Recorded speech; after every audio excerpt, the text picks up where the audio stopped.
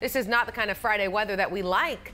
We've seen rain here in the valley overnight, but let's be honest, all we really care about is the snow up north in Flagstaff. And this is live, where we just heard from our producer that Flagstaff Unified School District closed because of all the snow.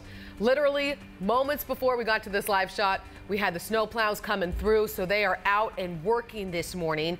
You can bet there will be plenty of people from the valley headed up that way this weekend.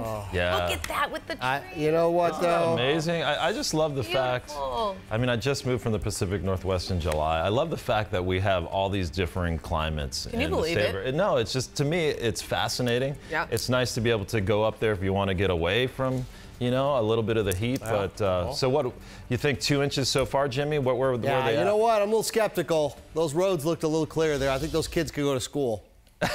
No, they can't. No, it's too much. How many kids are booing me right now? It's the teachers that are like, no, stop saying that. Shut him up. All right, it looks bad. That's awesome, though. I remember when I had snow days up in my New Mexico days. Oh, loved it. 3-day weekend. Kids are going to have a blast outside. Rainfall here in the valley, we really had a good soaking rain that moved through last night, about 1/4 of an inch in Tempe. We had about 1/4 of an inch out at Sky Harbor. Still some more showers possible. We're not done yet throughout today. Residual moisture and some showers just up towards the north of us right now. And even Flagstaff, not done. You have some cells coming into that area, so we'll have some snow coming down in that region. So pretty good stuff, unless you're going to be driving in it, Vanessa. Hopefully the roadways are doing a little bit better. Actually, Jimmy, it's really busy for a Friday morning. We do have a report of an accident on the I-10 eastbound at 67th Avenue. So there was one at 59th Avenue. That one cleared up. And then I took a look at this here from our ADOT camera, and it shows that it's blocking an area. According to ADOT,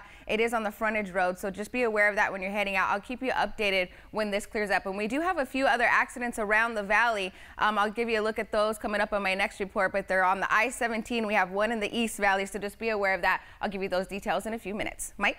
All right, thanks a lot, Vanessa.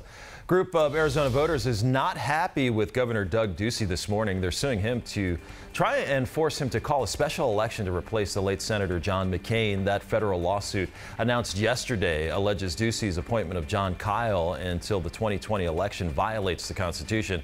State law says a special election is to be held at the next general election date because McCain died on August 25th. It was too late for this year's November ballot.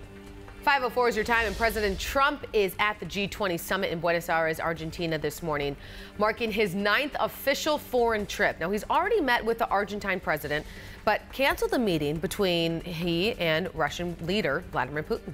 Tensions between Russia and the Ukraine not easing up at all. Ukraine's president says they have barred Russian men between the ages of 16 and 60 from traveling into the country. The move comes as the long-standing conflict between the two nations escalated in the Black Sea on Sunday. Russian border guards opened fire on and captured 3 Ukrainian vessels and their 24-member crew. A California couple accused of imprisoning 12 of their 13 children will appear in court today. David Turpin and his wife Louise Turpin, they are charged with torture and false imprisonment, as well as child abuse. Police arrested the couple after their 17-year-old daughter escaped their home in Riverside. Told 911 her 2 sisters were chained to their beds.